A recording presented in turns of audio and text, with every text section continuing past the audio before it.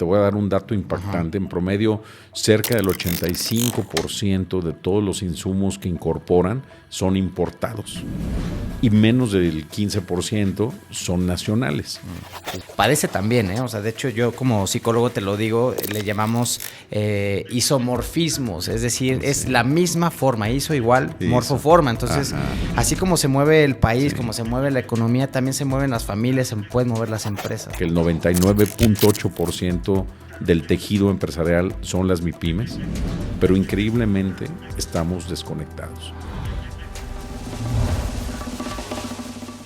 Rockstars, bienvenidos a este nuevo episodio y bueno, tengo aquí enfrente de mí a alguien que va a repetir episodio pero con justa razón, mi querido amigo Luis Rojas. Gracias por darte de nuevo esta oportunidad de estar por acá.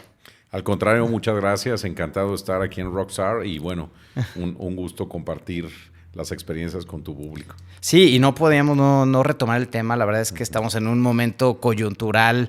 Ya lo venías comentando, ¿no? Sí. Y cuando pasó lo de los aranceles de Trump y luego sacaste un artículo ahí en LinkedIn que los invito a seguir a Luis Rojas ahí en LinkedIn también, obviamente. Dije, es que efectivamente es un tema que nos hemos puesto ahí, nos hemos puesto en la posición de la cual nos estamos quejando. Y algo que me gusta mucho de platicar contigo es este enfoque que tú das de lo macro, porque tú estás en la trinchera, ¿no? Pero también podemos encontrar en ti este canal para tomar acciones o decisiones hacia donde tendríamos que estar en un mejor lugar el día de mañana en el tema económico. Así que quiero empezar por preguntarte el concepto de inner shoring, que es algo que tú has establecido. ¿A qué te refieres con inner shoring y cuál es la diferencia del near shoring? Sí, bueno, todos hemos escuchado el tema de near shoring hasta en la sopa. Parece que es el término que tanto a políticos, empresarios y cualquier evento termina o inicia con este mismo, ¿no? Yo creo que lo vemos y lo leemos en todos lados. Creo que se ha abusado incluso del término. A raíz, obviamente, de todo estos últimos años, pues han surgido varios conceptos, el friendshoring, el reshoring, etcétera, ¿no? Pero el inner shoring surge desde un ángulo completamente diferente. Inner prácticamente que es vender desde adentro y obviamente cerca de donde está el desarrollo, la probabilidad. Por eso creamos este concepto o un servidor lo crea con esta dinámica que parte de lo siguiente. En una ocasión, Sergio, me toca... en la rutina de mi trabajo, me toca visitar una empresa transnacional establecida aquí en Guanajuato, una empresa de clase mundial, y platicando con el director general, me decía, oye Luis, estoy importando cerca del 85% de todos los insumos que incorporo para la planta. A través de las complicaciones o lo complejo que se está volviendo el comercio internacional para poder importar más mercancías, necesito que cada vez se desarrolle más proveeduría local. Es decir, que los mexicanos, las MIPYMES, nos vendan más productos, nos facilitarían la vida. A raíz de ahí comencé a desarrollar un análisis de cuántas transnacionales había en Guanajuato, cuántas MIPYMES y qué pasaría si entonces estas transnacionales que en promedio, te voy a dar un dato impactante, en promedio cerca del 85% de todos los insumos que incorporan son importados y menos del 15% son nacionales.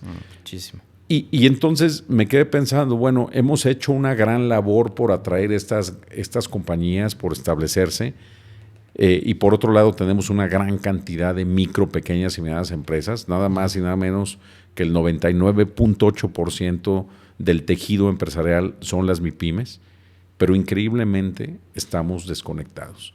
Trabajamos por separado y terminamos perdiendo juntos. ¿Por qué?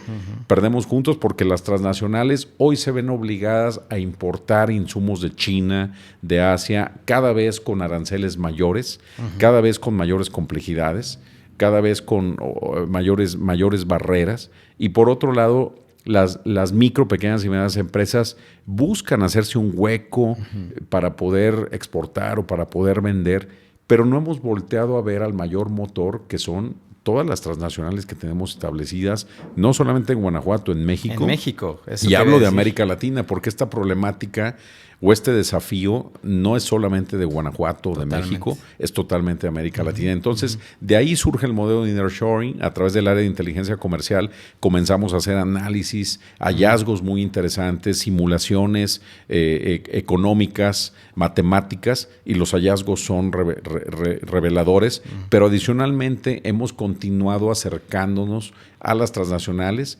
y preguntando qué necesitaríamos para poder ser parte de estas mismas, ¿no?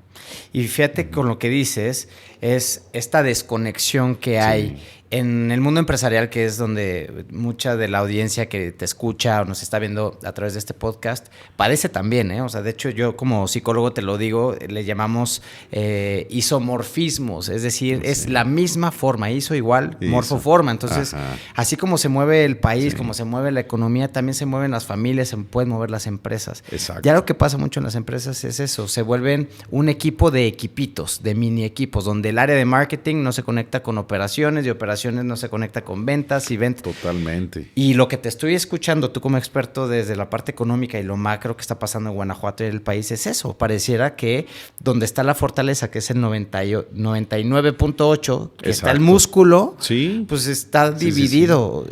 ¿Cuál sería la propuesta o qué tendríamos que empezar a hacer a nivel de mentalidad o algunas acciones para empezar a trabajar más en sinergia y romper estos silos de los cuales se padece? Fíjate que son varios retos. Sin lugar a dudas, el futuro nos alcanzó.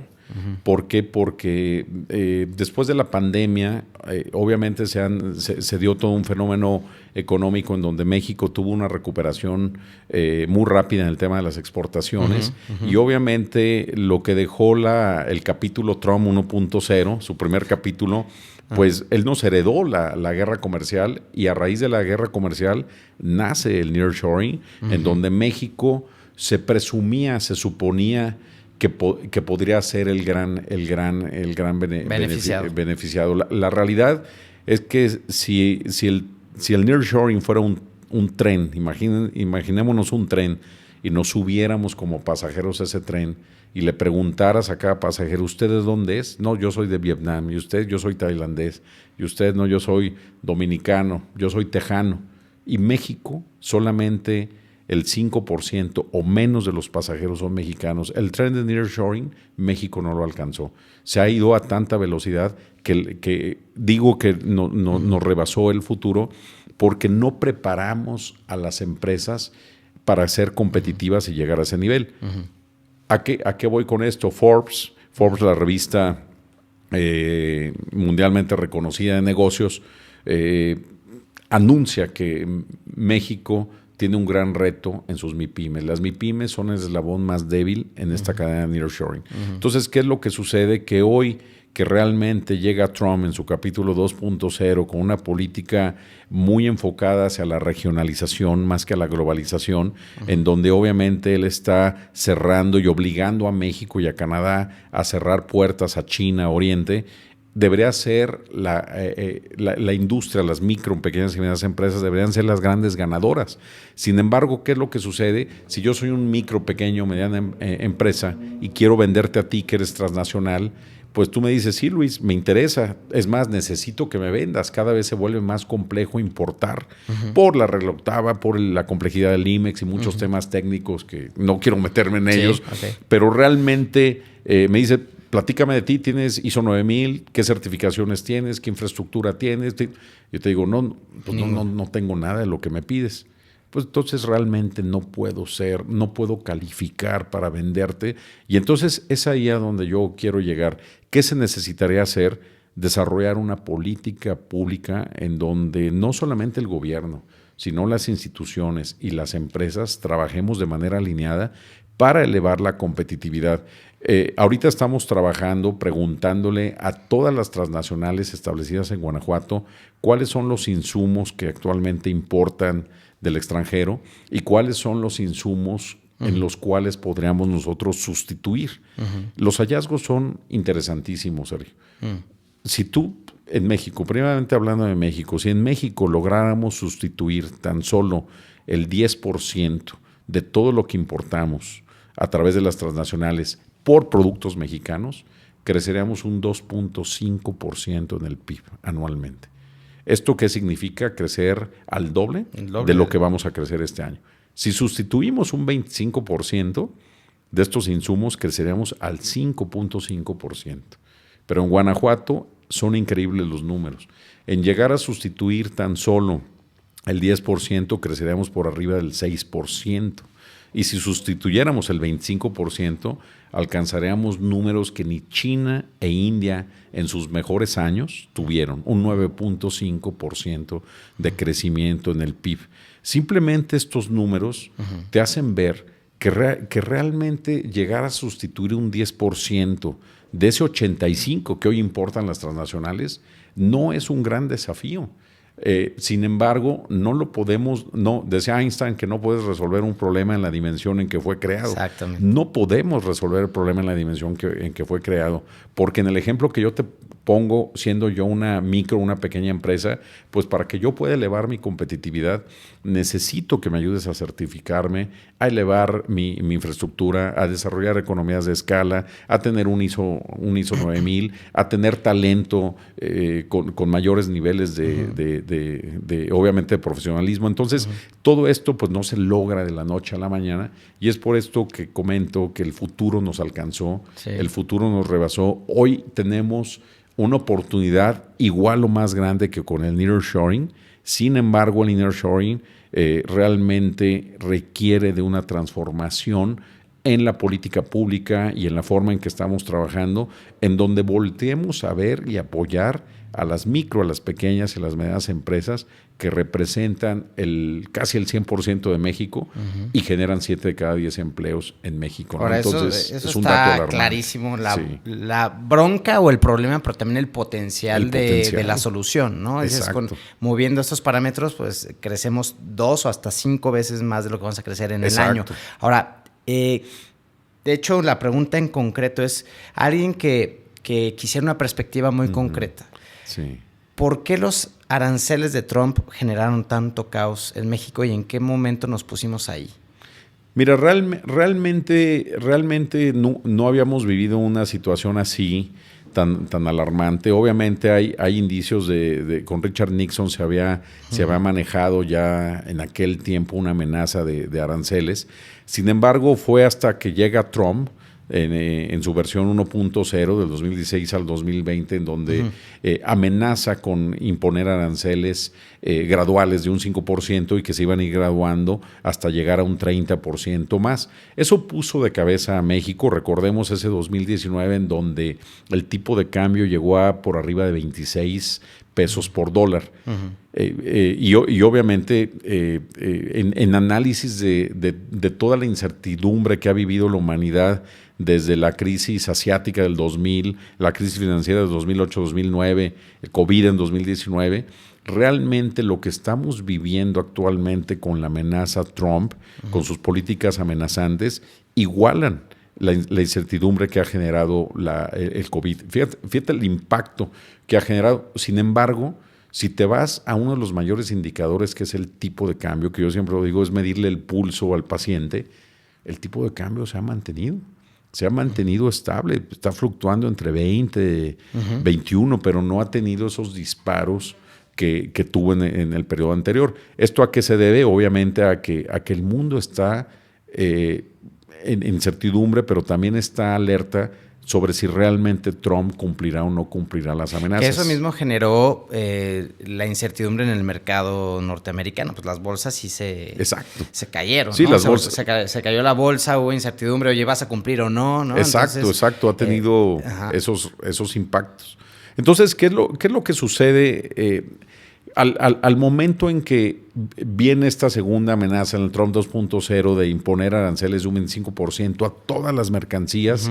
Digo, voy a dejar ahorita a un lado lo que es obviamente el aluminio y el acero, que eso pues prácticamente el misil ya llegó, ya está aquí, pero el resto de las mercancías, pues México se puso de cabeza, ¿no? ¿Por qué? Porque el fabricante de calzado, el fabricante de jabones, el que se dedica al sector mueblero, el que está en la industria automotriz, pues obviamente dijo, ¿cómo voy a competir? Sin embargo, ¿qué nos ha enseñado la historia? Ya lo vivimos hace 5 o 6 años, y en 5 o 6 años, bueno, se negoció En su momento Trump que decía, bueno, detén la migración, si no voy a poner un muro. Al final se llegó a una resolución y no se aplicaron los aranceles, pero la historia se nos olvidó. 6 años después llega la amenaza con otra petición, oye, ¿sabes qué? Detén el tema del fentanilo, etcétera. Y realmente nos vuelve a poner de cabeza. La pregunta, Sergio, aquí, o las preguntas que yo lanzo son, ¿qué hicimos en esos 6 años de diferencia? ¿Es Trump nuestro verdadero enemigo? ¿O es la inercia de que no hemos hecho un cambio realmente como país? ¿Por qué? Porque seguimos pensando que la riqueza y el cambio viene de afuera, cuando realmente el cambio viene de adentro hacia afuera, con el nearshoring. Podemos seguir desmesuradamente peleándonos como estados, atrayendo empresas, pero eso lo único que va a generar es más pobreza, es más huecos de pobreza. Empleo sí genera crecimiento económico, pero no genera desarrollo económico, que no es lo mismo. Crecimiento económico y desarrollo económico no es lo mismo. Crecimiento económico son los grandes números. Desarrollo económico es cuando toda la población en general, no solamente los CEOs, los directores de las transnacionales, tienen más dinero en la bolsa, sino el trabajador, la gente de servicios. Cuando la mentalidad, la cultura evoluciona. O sea, yo creo que lo que tú mencionas del desarrollo económico y el crecimiento económico y contrastarlos, creo que debería de estar más claro en la mente de todas las personas, ¿no? Exactamente, porque mira, Sergio, analizas el Plan México, que digo, es un plan que está tiene componentes interesantes, pero cuando yo lo leí, yo busqué ¿dónde se habla de la competitividad de las MIPYMES? No se habla. No se habla de la competitividad de las MIPYMES. ¿Cómo vamos a elevar la competitividad de las MIPYMES? ¿Cómo vamos realmente a conectar estas MIPYMES con las transnacionales? Y entonces vamos a seguir haciendo microesfuerzos macrodesintegrados si no logramos realmente unir estos dos grandes elementos. Y yo lo mencionaba en tu programa en una ocasión, podemos seguir enfocados en atraer y atraer, con la metáfora que ponía de los vinos, de las botellas baratas, pero no es eso lo que requerimos. Es preferible mejor traerte una empresa de alto valor agregado con estrategia de francotirador a llenarte de empresas por el pensar que esto va a generar empleo, pero no va a crear el desarrollo. Entonces, ni riqueza. Ni riqueza. Entonces, esa es la verdadera razón por la cual a través del nearshoring volteamos a hacerlo. Y muchos me preguntan, oye Luis, pero entonces ¿no vas en contra con lo que tú promueves, que es la exportación? Absolutamente no. Porque una empresa que es capaz de venderle a una transnacional en México es una empresa con potencial exportador. Si a mí me desarrollas una empresa, te pongo un ejemplo claro. Imagínate que yo soy una empresa transnacional y te digo, oye Sergio, a lo mejor de alimentos, ¿tú a quién le vendes? No, pues le vendo a Nestlé, le vendo a X. En ese momento yo te digo, oye, quiero que seas mi proveedor. ¿Por qué? Porque si les vendes a esas transnacionales, pues claro que decir, puedes acá. Exacto, ya eres una empresa globalmente competitiva.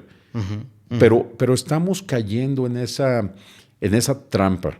Acabo de llegar de Estados Unidos, en donde me tocó presenciar a varios compañeros de diferentes estados de la República, todos promoviendo la atracción. Todos decían, no, tengo la mejor ubicación geográfica. Yo decía, ¿cómo le hacemos los 32 estados para tener la mejor? Todos tienen la mejor. Todos tenemos la mejor ubicación. Tengo energía, tengo agua. El salario, lo comparaban con China. Yo decía, ¿qué estamos vendiendo? ¿Cómo estamos vendiendo México? Sí. Estamos vendiendo nuestros recursos, estamos vendiendo la cercanía, estamos vendiendo la mano de obra barata. ¿En qué momento vamos realmente a hacer una transformación? ¿Qué hizo China, Sergio? China, con una economía centralmente planificada, ¿a qué te obliga cuando tú inviertes en China? Primero, a tener un socio chino. Segundo, a que obviamente gran parte de todos los insumos que compras y que adquieres sean de origen chino, sean de la región. Imagínate que aquí cada empresa que llega a invertir, tú le dices sí, pero al menos un porcentaje de todo lo que compras va a tener que ser de la región al inicio y va a tener que ir incrementando a raíz del tiempo. La empresa transnacional, ¿qué te va a decir? Claro, Para mí es mejor porque me facilita mi cadena de suministro. Pero tu gobierno, tu empresa, ¿estás lista para venderme? Porque me voy a regresar a ese ejemplo de esta empresa que me detonó el nearshoring.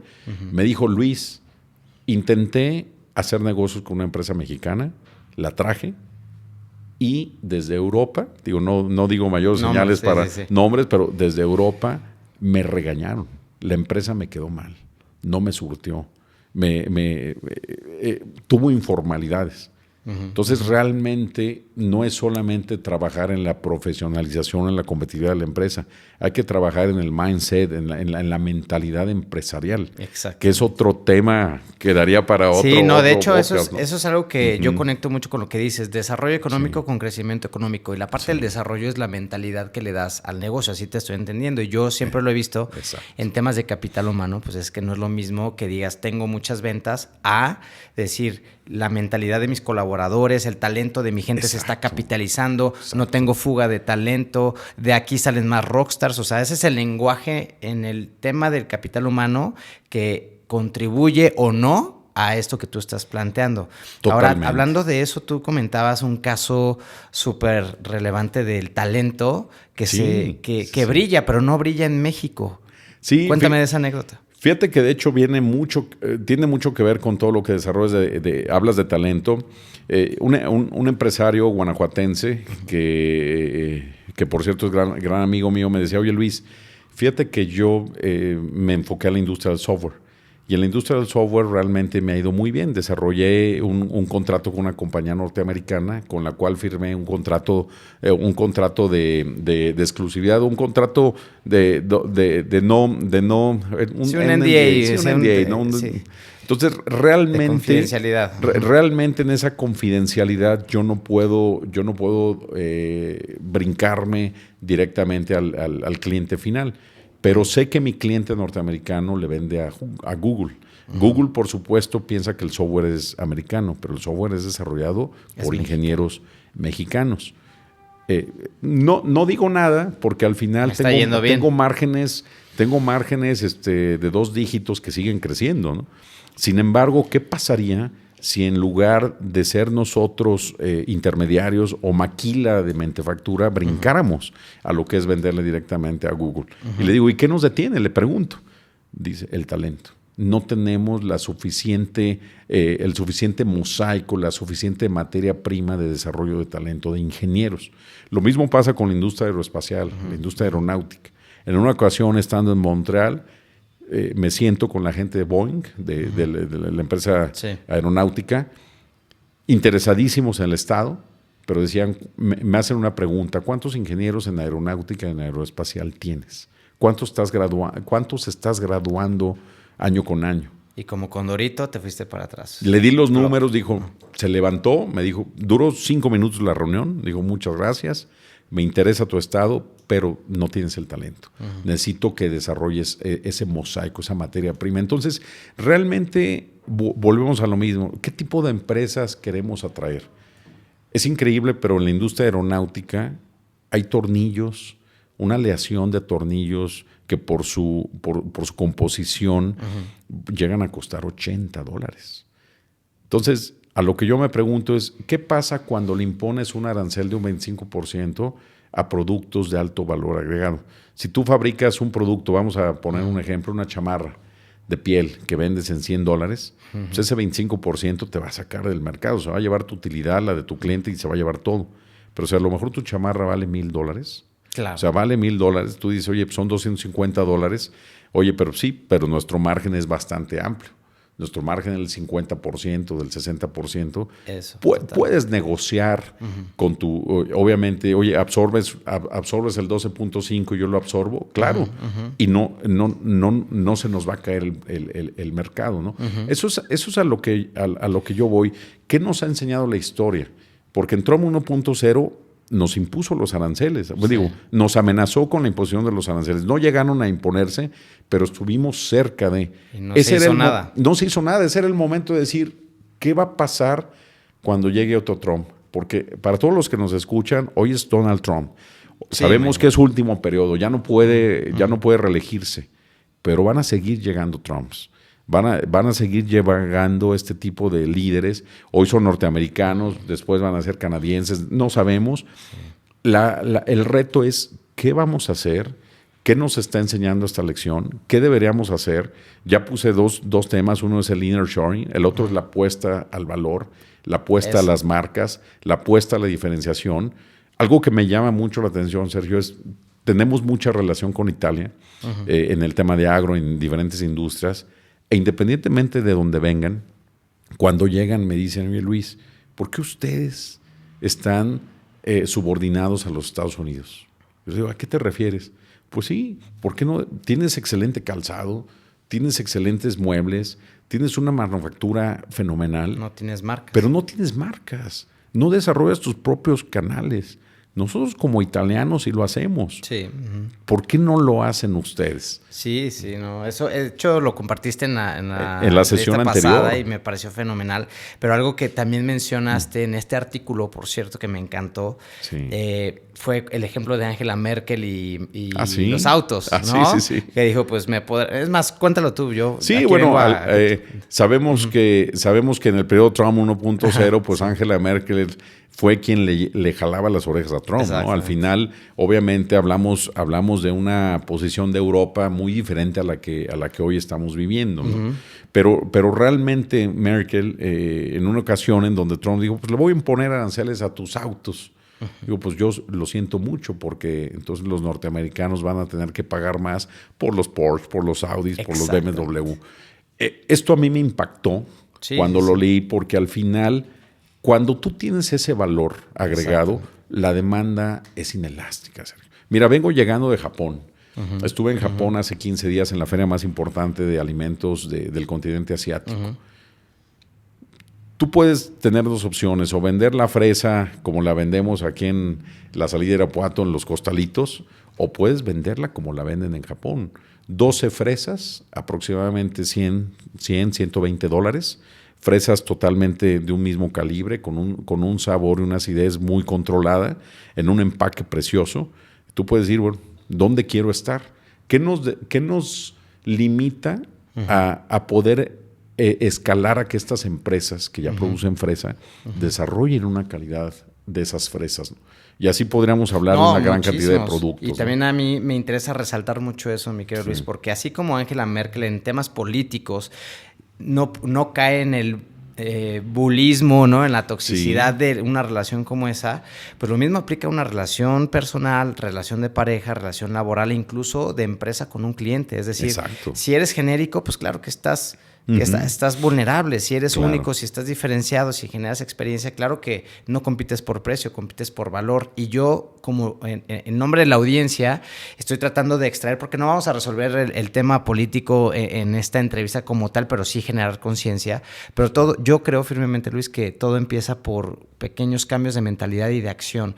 Y esto cómo se ve reflejado en una persona que dices, bueno, yo estoy escuchando a Luis y tengo mi empresa, estoy empezando, o yo soy líder de alguien que de una empresa que tiene influencia, pues tan simple y sencillo como el hecho de darte cuenta que si eres genérico en tu liderazgo, si no haces las cosas diferentes, si nada más cumples con un estándar de producto, pues ¿para qué sacas una marca mexicana? Exacto. ¿Para qué te propones para un nuevo puesto? ¿Para qué haces cosas o aspiras a escenarios que no vas a ganar porque tú estás siendo genérico? Y México, si fuera una persona, pues yo lo vi como una parte de la mentalidad de la víctima, ¿no? No sé cómo te parezca, pero es como esta persona que dice, es que a mí siempre me va mal en mis trabajos, mis jefes me tratan mal, no me valoran, no ven mi talento, sí, pero pues ¿qué estás haciendo tú para ser visto? ¿Qué estás haciendo diferente? Exacto. En lugar de estar diciéndole o echándole la culpa a recursos humanos o echándole la culpa a tu jefe, pues ¿qué estás haciendo tú? Yo creo que desde ahí empieza este cambio de mentalidad que a lo mejor se termina rebotando en lo macro que tú traes a la mesa. Pero exacto. ¿Qué visión tienes tú en lo concreto? O sea, si te fueras de lo macro a lo concreto, ¿qué le dirías a alguien que puede empezar a hacer ya para que lo que tú ya estás poniéndonos en la frente, ¿no? De lo que tenemos que cambiar, ¿por dónde se empieza? Mira, sin lugar a dudas, lo has comentado, diferenciarse. Realmente la igualdad empobrece. Cuando eres una Coca-Cola en el refrigerador y hay 20 Coca-Colas, pues La que tomes va a ser la misma, ¿no? Pero si de repente ves una Coca-Cola verde, ¿verdad? ¿A qué me refiero con eso? Hace unos días llevé a un norteamericano, una empresa que desarrolla faros. Sí. Y esta es una es una pequeña empresa con alta tecnología, muy flexible, que fabrica en varias partes del mundo. El norteamericano quedó feliz. Era es un proyecto para Harley Davidson, y prácticamente se impactó. Dijo, no esperé encontrar esta compañía aquí. Y ¿sabes qué le dijo el dueño de la empresa? Le dijo, somos un perro verde. ¿Cómo que un perro verde? Sí. Somos un perro diferente, somos un perro de color verde. Exacto. Se me quedó tan grabado. Podrán decir, bueno, la oveja negra, el perro verde, como tú lo quieras. Exacto. Hay que diferenciarse. Yo creo que el hecho de decir, bueno, es que mi vecino, mi competencia hace las cosas similares, eso no te va a llevar a ningún lado, absolutamente. Tienes que buscar esa diferenciación en el producto, en la marca, en el valor agregado, en tu propuesta de valor. ¿Cómo lo entregas? ¿no? ¿Cómo lo entregas? ¿No? Realmente esa dinámica. Te voy a poner un ejemplo, volviendo con el tema de las chamarras de piel. En una ocasión, estando en la Feria de Las Vegas, en un pabellón de Cofose, me acerco a ayudar a uno de los expositores que estaba con su puesto de chamarras. Se acercan unos norteamericanos y alcanzo a escuchar, cuando ven el precio que era de $100, dudaban si realmente era piel. Estábamos en el pabellón junto con los chinos. Yo dije, no, pues aquí realmente no nos van a comparar con China, nos van a comparar con Pakistán, no traemos ningún diferenciador. Realmente, a través de trabajar con este productor, hoy este productor, la chamarra más barata la vende en $600. Ya no la vende en México, la vende en todo el mundo, la vende a través de la digitalización, desarrolló su propia marca, le metió tecnología. Entonces, esto es a lo que yo me refiero. Desarrollar productos que la diferenciación te la puede dar la tecnología, te la puede dar el diseño, te la puede dar, obviamente, el empaque, la propuesta de valor que tú le des al producto. X, ¿no? Una gran cantidad de cuestiones que pueden hacer esa diferenciación. El problema es quedarnos con la mentalidad de costo, con esa vieja fórmula de suma tus costos, agrega tu utilidad y prácticamente con eso sale al mercado. Pues eso es de los años 50. ¿No? Hoy necesitamos realmente ver un mundo que si bien, lo dije, ya no es globalizado, sí busca y sí aprecia esos productos regionalizados que tienen esa esencia, ¿no? Entonces, es buscar, era hacer ese cambio. ¿Por qué de repente ves botellas de tequila de $10 y ves botellas de tequila de $1,500, ¿no? ¿Cuál es la diferencia entre uno y otro? ¿Por qué de repente sigues viendo esas chamarras de $100 que nadie quiere comprar porque el chino se las va a dar en 90 y ves chamarras de más de $1,000 o €1,000? ¿Y cómo responderías tú a esa pregunta de los tequilas? ¿Cuál es la diferencia entre una botella barata y una cara? Pues mira, definitivamente todo el valor que generan alrededor, porque sí, ciertamente tiene que ver mucho, pues, la casa tequilera, si obviamente es un artista o una figura reconocida, pero realmente hay muchas cuestiones que nos están dando ese cambio. Te pongo un caso padrísimo en Japón. Venga. Llegamos a Japón con un producto de Guanajuato que es guacamole hidrofilizado, en donde realmente lo que se hace es que se le quita totalmente el agua, se extrae completamente todo el tema del agua, queda completamente deshidratado, se empaca en un envase que realmente no ocupa nada de peso ni de volumen, pero al momento en que, estando en Tokio, le agregas el agua y lo revuelves, es como si el guacamole te lo hubiera preparado tu tía, tu abuelita en ese mismo momento, en sabor, en frescura, no lleva conservadores ni saborizantes artificiales. Bueno, el producto fue un boom. Llegaron pedidos, toda la gente lo quiere. ¿A qué me refiero con esto? La diferenciación. Exacto. El precio pasa a un segundo plano cuando hay diferenciación. Totalmente. Otro ejemplo. Estando hace un mes en Estados Unidos, llevaba yo tequilas, llevaba marcas y todo. Pero dentro de todos esos productos, llevé un producto de tequila, de la casa tequilera Corralejo, whisky mexicano. El whisky mexicano. Bueno, no sabes qué locura fue, desde la botella, el diseño, hasta el presidente del Consejo Regulador que estaba ahí presente, se acerca.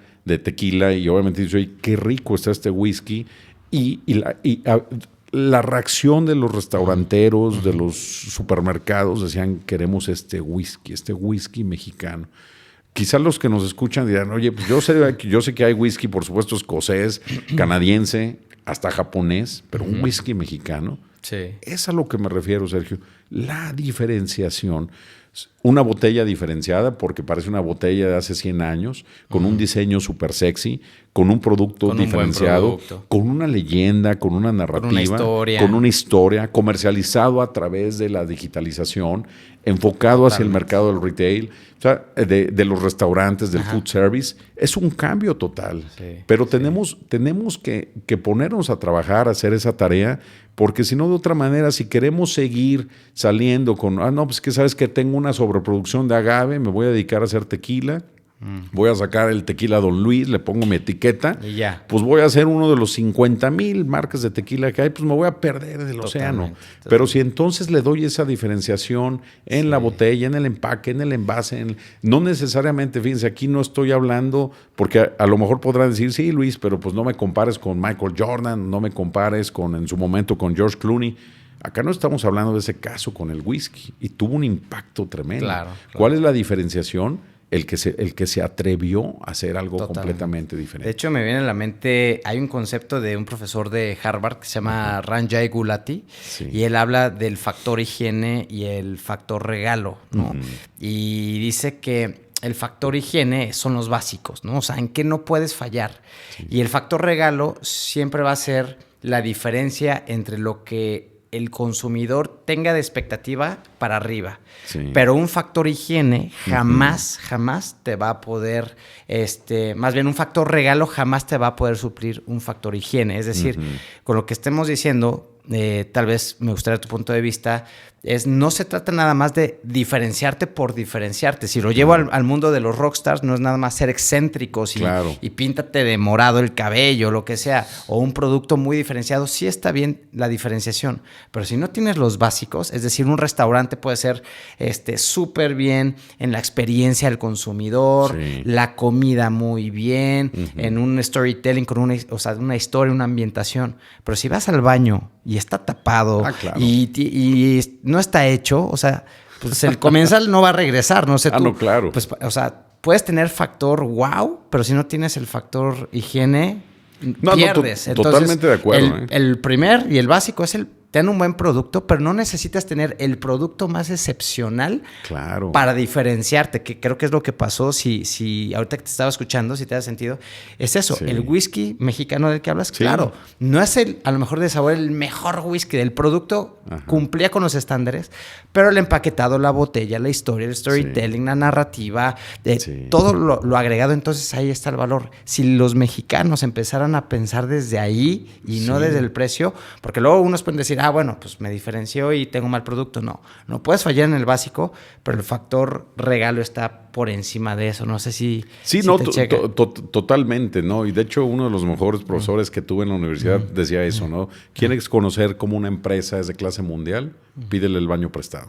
Creo que el baño te habla de la cultura, ¿no? Digo, creo que queda ad hoc, ¿no? Y en las familias, ¿verdad? Oye, y en las familias, restaurantes, también. Pide el baño prestado y la presencia como vuelto. O sea, realmente es la representación de una empresa o de clase mundial, ¿no? Pero sí, definitivamente, ¿no?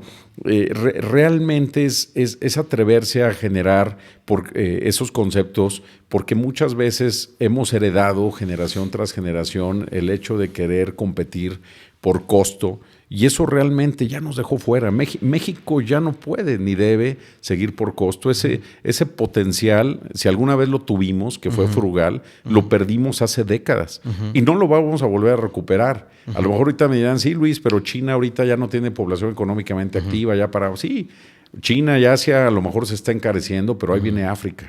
¿Y cuántos siglos te gusta que África siga teniendo ese potencial o ese liderazgo en precio? Sí, es momento de buscar esa diferenciación, y a lo que vas es eso, ¿no?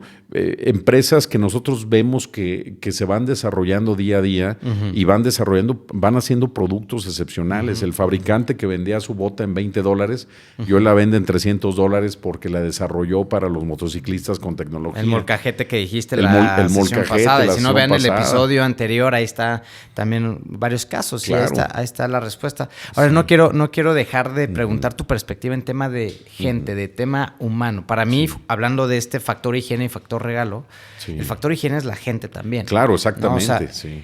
En tu experiencia, hablando con tantas empresas, empresarios de diferentes nacionalidades, con diferentes visiones, ¿qué no se está haciendo en el tema empresarial en cuanto a gente que no nos damos cuenta y que cambiando eso tal vez estemos ya con la mentalidad correcta? Bueno, mira, un tema muy importante, lo voy a dividir la respuesta en dos, Okay. uno hacia los empresarios y otro hacia los que quieren realmente trabajar en las empresas. Ajá. En el tema de los empresarios, pues no se le está dando una apuesta a lo que es la capacitación, el desarrollo del talento. Por supuesto hay quien lo hace, pero no como se debiera. Obviamente a veces pensamos, bueno, ¿para qué lo capacito si me lo van a piratear? Exacto. Para que otro se lo lleve. Pero realmente esa es una mentalidad muy pobre, porque al final realmente prefieres tener a alguien a medias cuando puedes llevar todo el potencial a su máximo. Es un riesgo que siempre se corre, pero finalmente un líder es aquel que genera otros líderes, ¿no? Entonces, desde ahí creo que tenemos un gran desafío de poder capacitar, desarrollar a la gente, de mandarla al extranjero, ¿verdad? De que realmente tenga otras vivencias, cambie su forma de pensar. Y en el tema también de los chavos, de la gente que se está preparando, que dice, oye, yo quisiera aspirar a entrar a una empresa de clase mundial o quiero mejorar en mi empresa, escalar. Muchas veces pensamos que una maestría, tomar un doctorado, capacitarte, te ayuda, pero no va tanto por ahí, ¿no? En primer lugar, yo siempre les doy este mal consejo, las maestrías, los doctorados, todos esos cursos largos que duran más de un año, cuando te gradúas ya eres obsoleto. Así de sencillo. Sí, el mundo cambia tan rápido que realmente hoy, si doy una conferencia, va a ser completamente diferente a la que di hace un mes o hace unas semanas. El conocimiento, les digo, tiene que ser como una inyección intravenosa. Tiene que ser rápido y tiene que entrar por las venas. Y es mejor tomar un curso corto, en línea. Vigente, relevante. Un diplomado, un seminario de 5 semanas, que realmente perderse. 2, perderse en el mundo. Perderse en el mundo es ir, no importa que vayas de cocinero, de mesero, como sea, pero vete a África, vete al norte de África, vete a Europa, vete a Asia, vive, ten esa experiencia por lo menos 2 años antes de regresar. Te lo voy a decir ciertamente, Sergio. En las empresas poco nos interesa ya los títulos. Las universidades ya no te dicen absolutamente nada. Tienes que ver realmente qué puede hacer la gente, cuáles son sus capacidades. A veces ves unos currículums impresionantes, maestrías, doctorados, idiomas, y lo pones en acción y dices, no. me quedo con fulanito. Es que tiene más horas de vuelo en el aula. Exacto. Que no necesariamente las mismas horas de vuelo, que no tiene ese prestigio de aulas, Exacto. pero que tiene horas de vuelo en la experiencia. En la experiencia. Nunca se va a comparar, ¿no? esa experiencia. Entonces, creo que desde esa perspectiva, para todos los que nos escuchan, busquen esos cursos digitales. Hay unas plataformas hoy fenomenales que pueden tomar cursos, diplomados, maestrías de 3, 4 meses, y sales con títulos incluso, si lo que quieren es el título de universitarios. Sí. Pero realmente no se pierdan el papel, busquen realmente la esencia. Esa es la verdadera transformación. ¿Por qué? Porque un currículum no te dice, te llevas grandes decepciones, pero también te llevas grandes sorpresas. A mí a la fecha, de verdad, a la fecha, sí. Digo, yo no estoy como colaborador de ninguna empresa. Ahorita sí exploré y viví mucho el mundo corporativo, pero no ha habido una empresa que a mí me diga, a ver, eso que dices que haces o que has hecho, demuestra. Nadie. O sea, pero no, ahora sí que lo que se ve no se juzga, por decirlo así. Exacto, ¿no? exacto. Y a veces nos enfocamos más en eso. Creo que es una gran sugerencia decir, hay que tomar más acción, hay que ampliar la mente, jugar en un escenario más grande, desde el decir, bueno, yo aspiro a competir con los grandes, pero hay que hacer cosas grandes, ¿no? Claro, mira, viajar, aprender culturas, aprender obviamente un instrumento, la lectura, el arte. Mira, Sergio, realmente la inteligencia artificial va a sustituir gran cantidad de todas las carreras. ¿Qué es lo que van a quedar? Obviamente las habilidades blandas, el arte, el criterio, la capacidad de integrar, de interpretar. Y eso solamente te lo da viajando, solamente te lo da viviendo en el mundo, aprendiendo de otras culturas. No te lo da la universidad, no te lo dan los libros solamente, tienes que integrarlo. Entonces, la manera en que se va a acelerar el mundo y va a cambiar en los próximos 5 años con la inteligencia artificial, ni siquiera una película de ciencia ficción no lo podía transmitir ahorita en este momento. Entonces, realmente vale mucho más la pena tomar esas acciones y te da muchísimo más valor que incluso el pensar solamente, no, pues ya acabé mi carrera, voy a hacer la maestría y voy a estudiar un idioma. Pues no, realmente no es por ahí hacia donde va realmente ahí te va un reto. Si tú crearas la universidad del mañana, es algo que yo pienso, de verdad, yo lo pienso. Y obviamente yo tengo mi respuesta, sobre todo enfocado a lo que yo hago, pero si hubiera la universidad del futuro y tú diseñaras las materias que realmente serían relevantes para estar preparados y solamente puedes escoger 5 materias, ¿cuáles debería de tener cualquier carrera universitaria del futuro? Híjole, mira, yo creo que una, sin lugar a dudas, sería desarrollo personal. ¿Qué realmente buscas en la vida, no? Porque muchas veces nos vamos porque mi papá es doctor, yo quiero ser doctor para complacerlo. O sea, realmente, ¿cuál es tu vocación? Inteligencia financiera, ¿no? Conocer realmente cómo funciona el dinero, porque nunca nos lo enseñan. La tercera sería el tema de todo lo que es aprender a conocernos, la meditación, que es un tema que realmente nos transforma. Otro metería mucho el tema de artes, llámese pintura, llámese música, porque es importantísimo la conexión de los dos hemisferios del cerebro. Totalmente. Eso potencializa completa, y por supuesto todo lo que es tecnología, manejo de tecnología, ¿no? Obviamente cómo abrazar, cómo voy a hacer que la inteligencia artificial juegue a favor de mí y no conocerla, pero de manera muy práctica, muy pragmática. Y si se permite una sexta, deporte y más deporte. Totalmente. El deporte no solamente, el deporte no forma el carácter, lo revela, pero el deporte te prepara para situaciones que la vida, todos lo vamos a vivir, contra desafíos, vamos a ganar, vamos a perder. Vamos a vivir muchas experiencias, y solamente una mentalidad deportista te permite realmente afrontar eso sin que caigas en la depresión y que ya no te puedas levantar de ahí, ¿no? Ya sabes que perdí, ni modo, me fue mal, pero levántate y lo que sigue. Entonces, creo que eso es en parte lo que yo pondría, ¿no? Coincido. Sí. Digo, nada, te faltó poner la palabra, para mí la clave, liderazgo, pero lo dijiste transversalmente en el desarrollo personal, en la autogestión y abrazar muy el importante también, ¿no? Liderazgo. Pero sí, al final, poner sobre el reflector a alguien como tú, mi querido Luis, me encanta. Es un desafío porque a mí me gusta siempre dar perspectiva de opiniones, pero herramientas prácticas. Pero para resolver un tema tan macro es obviamente multifactorial, pero me encanta la perspectiva porque tú con casos concretos nos llevas a situaciones donde dices, claro, yo no pensaba así, que yo lo puedo decidir diferente el día de mañana, y esa es mi misión con la gente que nos escucha. Gracias por dar tiempo, gusto. Por abanderar todo esto que es un momento y un escenario donde se requieren rockstars como tú que estén en el reflector, y por eso me atreví a volverte a invitar, que para mí es un agasajo. ¿Algo más que quieras agregar para este tema que queremos amplificar y de lo que hemos hablado? Bueno, pues mira, mucha gente se me ha acercado con todo este tema de Trump, y mucha gente hace unos días platicaba con unos empresarios, me decían, estamos muy preocupados. Yo les diría, no se preocupen, ocúpense. Miren, el tema de los aranceles lo dije, lo sigo diciendo. Realmente es todo un show. Lo que busca Trump es obviamente ampliar el valor de contenido regional norteamericano y poder disuadir las inversiones chinas. El misil va dirigido. Al final, seamos sinceros, la industria china de automóviles va a dominar el mundo, ¿verdad? Sé que a lo mejor dirán, este tipo está loco, dejen que el tiempo nos dé la respuesta, y Trump lo sabe. ¿Qué es lo que va a ocurrir aquí? Que obviamente dice sí, que domine, pero que las cajas de transmisiones, el acero, el aluminio sea norteamericano y más, ¿no? Entonces, ¿qué es lo que sucede? El resto de los sectores no los va a tocar. Va a seguir chutando el balón, lo va a seguir utilizando como una herramienta de amenaza. Pero ¿qué debemos sí hacer?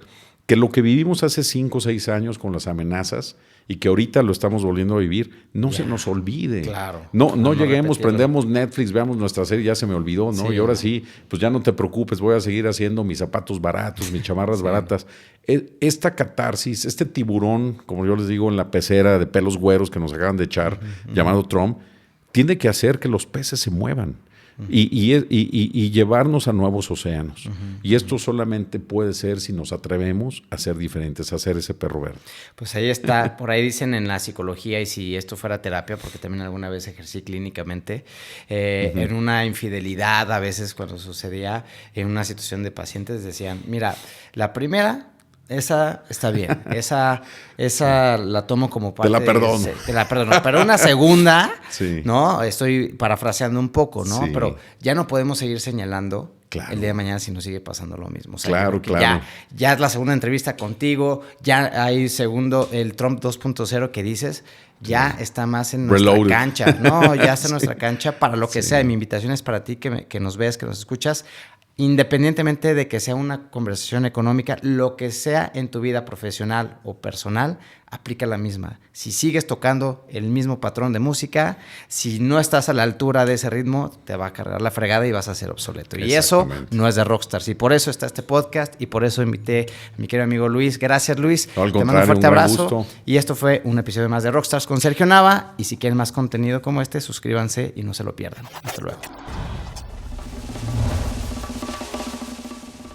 Espero hayas disfrutado este episodio tanto como yo y hayas obtenido herramientas que te sirvan para seguir amplificando tu impacto en el escenario de la vida y de los negocios. Mi nombre es Sergio Nava y te invito a seguir este podcast, a recomendarlo y a calificarlo tanto en YouTube como en todas las plataformas de streaming y sobre todo, no te olvides de seguir rockeando.